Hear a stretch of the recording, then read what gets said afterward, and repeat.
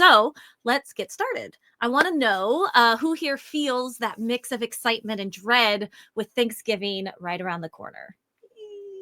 Yeah, family, food, and maybe some of those tough conversations that are going to happen. Yeah, we've all been there. Totally get it. So I want to welcome everyone to our weekly support session. This is where we dive into practical tools to make navigating relationships easier and more rewarding. So tonight's topic, which is preparing for difficult holiday conversations, could not have come at a better time, because with everything happening in the world, family gatherings are getting tense, and especially when certain topics come up. It doesn't matter on the topics. Honestly, it could just be anything, like you're a Buckeye fan and your family's a Michigan fan, right? It's just these tense conversations that are just happening. But tonight, you're going to walk away with 3 powerful strategies, plus a bonus strategy I'm throwing in, to help you stay grounded, set boundaries that feel good, and keep the peace, even if those tough subjects arise. So whether it's a family member sharing a perspective that's hard to hear, or a conversation that hits a little bit too close to home, let's make sure you're prepared to handle it calmly and confidently. So let's get started. So I want us to all pull up our chat box if you are able to. And let's go ahead and ask who here is dreading Thanksgiving, Christmas, or any other holidays that you have coming up. I want you to type yes in the chat if you're feeling that kind of mix of dread, but also excitement. Yes, 100%. Yes, Cheryl says Christmas is coming. Yeah, Lynette says yeah, exactly. Oh, Amanda, mostly dread, honestly. Yeah, seriously. No, I get you. Rebecca says yeah, exactly. Like last year, I worked with a client. This is where I kind of had this idea from. And she was going to go into this family gathering. And she knew it was going to be a minefield, especially with a couple relatives who have always brought up a particular topic. So that's kind of what I want to take you through for the evening. So every year previously, she had walked away from these dinners feeling completely drained, frustrated, and even wondering to herself, why do I keep putting myself through this? Why do I keep going back? So when she came and started working with me, we came up with a plan. So we had some strategies to help her actually enjoy the holiday without getting sucked into the drama. And tonight, I'll be sharing those same strategies with you so you can head into the holiday season feeling prepared and empowered. Does that sound way better to go into the holidays feeling prepared and empowered, right? Yeah, type yes in the chat if that is how you would rather feel. Yes, please. Exactly.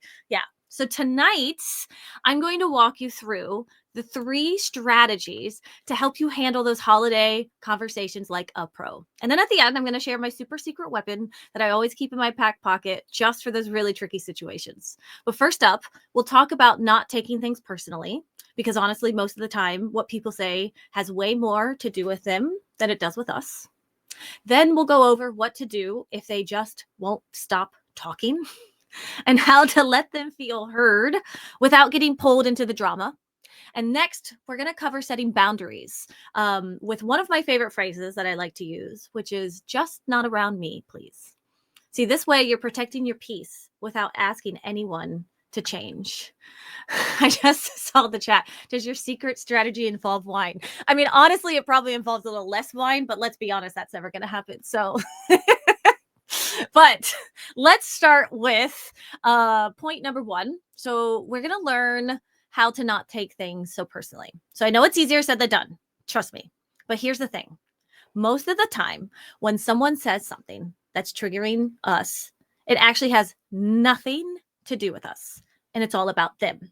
It's about their beliefs, their experiences, and perspectives that they're projecting onto us. So let me give you an example from that client of mine. Her husband is an immigrant. And at every family gathering, her Uncle Jim would start in on this whole rant about how, immigrants shouldn't be in the country and all of these sort of hurtful comments. And every time she would just sit there feeling her blood boil, wondering how the hell can he keep saying these things, knowing who her husband is. And that was one of the things she wanted to work together on. So I encouraged her, well, let's try something different. So instead of internalizing his words, she began to pause and ask herself, what am I making this mean about me? So she realized that her uncle's comments, they weren't a reflection of her or her husband. They were a reflection of his own beliefs and misunderstandings. So the next time he brought it up, she reminded herself that his beliefs are not her beliefs. And she stayed grounded recognizing that his words don't define her worth or her husband's. And this simple mind shift was the first step in helping her to detach emotionally and protect her peace. So before you respond to some family member's heated comment, just remember their beliefs are theirs, not about you. So this shift alone can make these conversations a whole lot easier to navigate. And for many people, when I've worked with them on this one thing, it's enough to clear up the whole situation. It's totally fine. You just realize, yeah, they're going to say what they're going to say. It's not about me. It's fine. But what if they don't shut up? What if they just keep talking? You know, that moment when you're trying to just let it go and you're trying to breathe and ground yourself, but they literally they're just verbal diarrheaing all over the kitchen table. So like we've all been there. You can type yes in the chat if you have one of these in your family. I feel like we all do. It seems like it comes part of it. Yeah, Lynette says this is so good right now, especially with all the brothers and the sisters coming to help grandma with all of their opinions. Yeah, I said I added this, but like, yeah, exactly. Why do they always have to have an opinion? So let's talk about how to handle it if they just won't stop. All right. So let's say you're at the table and, the brothers and the sisters are there, the family members are there, or you have someone like Uncle Jim is there and he's going on and on and on about a topic that's making your blood boil. You've tried not to take it personally, but he still just won't stop talking about it. So you can't seem to get a word in edgewise anywhere else.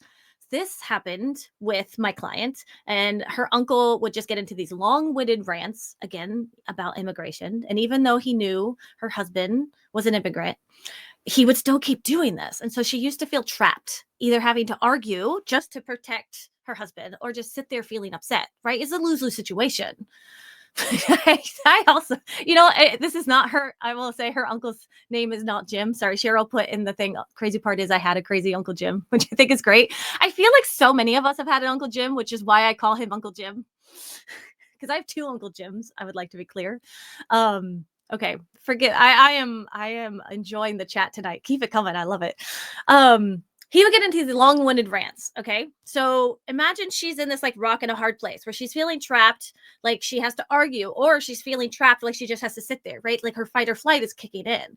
But then I told her, let's try something else. So instead of debating him and instead of ignoring him, which apparently just meant he wanted to keep talking, she'd say something simple like, I can see why that's important to you, Uncle Jim. Or we tried her saying something like, I get that this matters a lot to you. So what this does is it's a super kind of hack to people like this. By acknowledging them without agreeing with them, she found he would usually move on without pressing her to engage anymore. And so when someone's going on and on and on about something that hits a nerve, let them. Just let them feel heard without getting sucked into the weeds of it all. That's the point of this. And if they start celebrating something that bothers you, you can just say, I'm happy you're happy, and leave it there. Remember, this is not the time to change anyone's mind. That's a hard one to hear, I know, but it's just not. It's a family dinner. It's a holiday. And especially with your family members who are set in their ways, this is not going to be the time when you change their mind. Trust me. Just let them say their piece in order to keep your peace. See how that works? So sometimes the best way to keep your peace is just to let them feel heard and then quietly step back. And that's one of the most important things that you can honestly learn from this situation. But what if that's still not enough? What if they're just really crossing that line? Right? Like maybe there's just something incredibly hurtful to you, or there's a non-negotiable, or something's going on here. That's when we're now going to shift from not taking it personally, ignoring. Maybe we tried to hear them and validate them and acknowledge them, and they're still going on and on and on. So now we're going to set a clear boundary. So let's talk about how to do this in a way that's firm, but still keeps things calm at the table. So back to my client. After she acknowledged Uncle Jim's opinions without arguing, things would usually calm down. But sometimes he'd push a little further, diving into topics that made her really uncomfortable. And that's when we learned how to do this boundary, where we practice my favorite line, where you say, just not around me. So she'd say something like, Ugh, hey, Uncle Jim, I get that this is really important to you. See the validating there? I get that this is really important to you, but this is a bit uncomfortable for me. Can we save this topic for when I'm not around? So this is how we can kind of adapt this phrasing of just not around me. This way, she wasn't asking him to change. She was just asking him to respect her space. See how that works? And this ended up not happening, but she was really scared. And this is fair. It's the most resistance I get from most people. It's like, well, what if he pushes back? What if he says something? And I'm like, great. So if he says something like, oh, you're so sensitive, then we're going to go back to the first strategy of not taking things personally. And you could just calmly respond, you're right, Uncle Jim. I am sensitive. Thanks for understanding. Because again, we're not trying to prove a point to Uncle Jim, are we? We're not trying to prove a point to any of these family members. We're not trying to change their mind. We're not trying to get them to think highly of us. We're just trying to get through the day and have a good time with the people that we want to have a good time with. So by going back to that mindset of not taking it personally, she keeps her peace and avoids getting pulled into the weeds of the frustration and the debate and the argument. So this boundary, just not around me, became her go-to phrase for staying calm and showing respect without compromising her own comfort. It was incredibly helpful. So setting boundaries with someone like your uncle or your aunt or whatever, it helps a lot. But we all know that we all know there's more than one Uncle Jim at the table, right? Like Uncle Jim has a Aunt Sally or whatever it is that is a part of this. So there's never just the one. Sometimes family gatherings mean dealing with a whole group of feisty personalities. So that's when I like to pull this little thing out of my back pocket for tricky situations.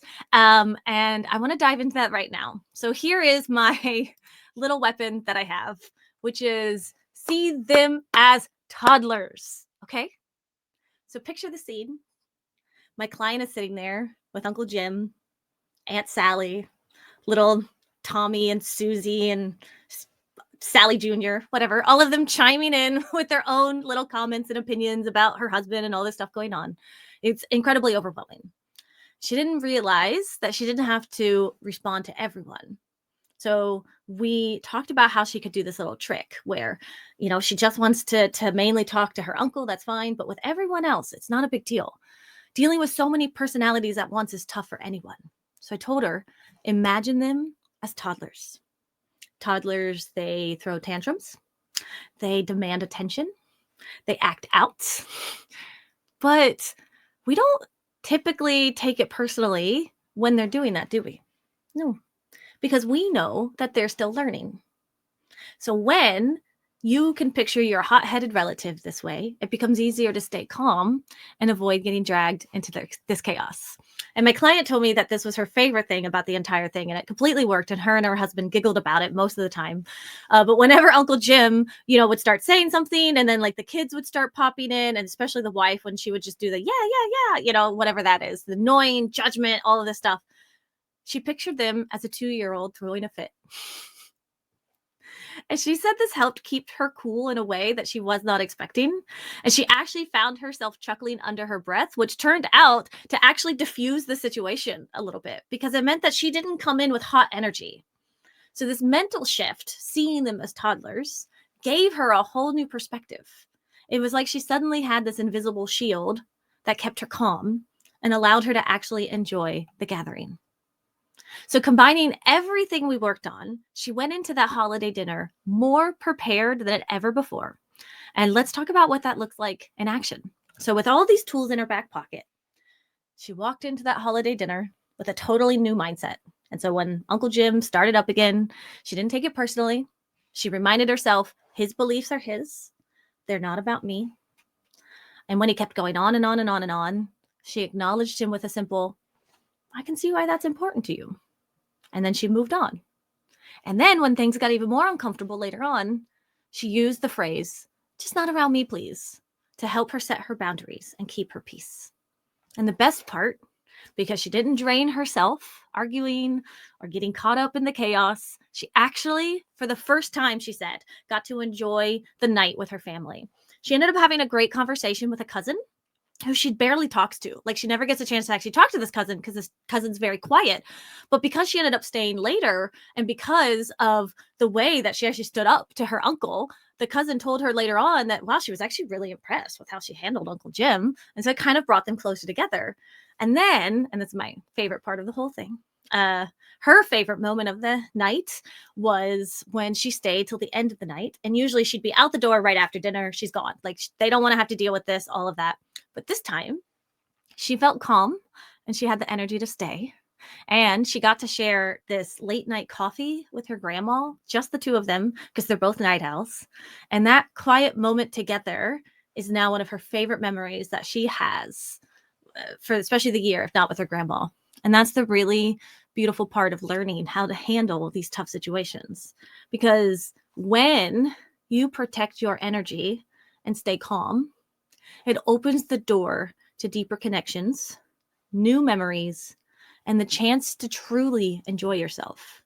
So these tools help my client not only handle the tough moments, but also gave her the energy to enjoy the holiday in a way she hadn't been able to before. And now I'd love for all of you to take a moment to reflect on how these strategies might help you in your own gatherings. So think about what you can take away from tonight. You know, I often say anything I say is like a buffet. Take what you want, leave what you don't, and see what you can use to have a better holiday dinner with your family this year. So let's go through some of these questions. Thank you, Amanda. Let's go answer. Let's look at some of these questions. We can talk about them tonight in our Q&A, but I'll just go ahead and read them out. But what beliefs are you holding that makes certain family topics feel a little bit personal? And what's one way you can acknowledge a family member's opinion without debating it? And how can you use the just not around me concept to set a boundary with a challenging family member? So let's think about those questions as we move on to the Q&A. And I'm going to check in with the chat a little bit because I saw you guys chatting again. And feel free to think about some questions or anything you want to talk about. Let's see. Lynette says, that's such a good point. We don't take toddlers' actions personally. I know, we really don't. Like, sometimes as a mom, I would get really upset at my kid. Don't get me wrong. But generally speaking, especially if it's someone else's kid, I'll just be like, that's fine. Amanda says, I can't stop smiling in picturing this. They're still learning how to be in public. Yeah. I'm telling you, the giggles is the best part. And then they're like, what the hell? Why are you laughing so much?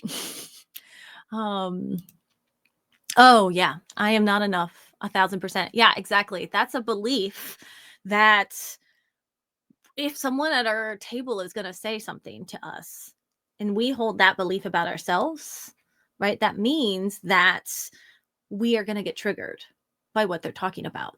Now, I know the girls in my program will understand this deeper, but that's what those attachment beliefs, those attachment wounds are doing to us. They trigger us. They get our nervous system all out of whack because we're believing that so deeply about ourselves.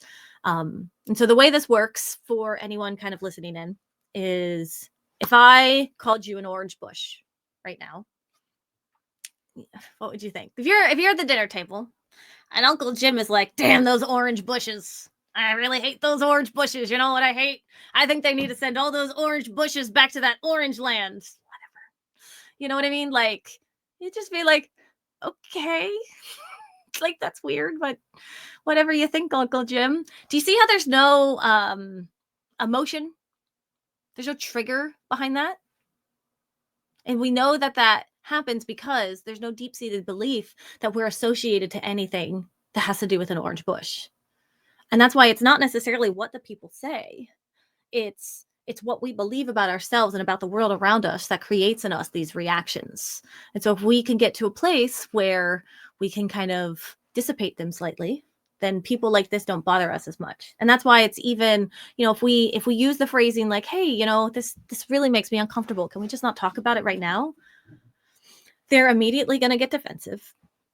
I got to be honest, I've never used that phrase and had someone be like, of course, sweetheart. If I'm having to use the not around me phrase, it's around somebody that hasn't already gotten the hint that they need to shut up. So when you use that phrase, there's most likely going to be immediately a pushback, a defensive nature, because it's a boundary. Anytime we set a boundary with someone, most times they're going to get a little defensive. It's what happens with people like this. It can get a little bit more. And then that's where, again, if they're like, oh my God, I can't believe, you're so sensitive. I can't talk about anything around the table. God, with all of you people, blah, blah, blah, whatever. If you think that being sensitive is weak, you will take that personally. If you think that you people is a slight against you or people that you love, then you're going to take that personally. But the truth is, being sensitive is not weak, is it? What would you rather be, insensitive? Right? But we don't want to say that back to Uncle Jim, because that's just going to cause a fight. We're not debating him.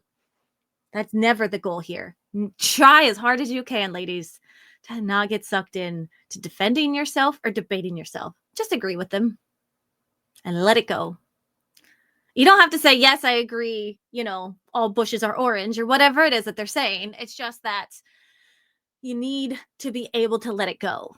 You need to let them believe what they believe, and then what you believe, and that's fine. Because dinner tables are not the time to change anyone's mind, and that they're going to want to try to change yours. And if they don't know what your mind is, they can't change it. So you just say, okay, yeah, I can see that's really important to you. Well, yeah, you're talking about that a lot. I can tell that that's really passionate. Wow, that's awesome. So, Aunt Sally, how's work going? See how we're like redirecting? You just you validate and then you move on. Is that making sense by any chance? Okay. Does anyone have any questions or anything? They're like, yes, but my aunt always says this, and there's no way I cannot say that back, because I'll challenge you. It's great. Oh, this is a good one to make.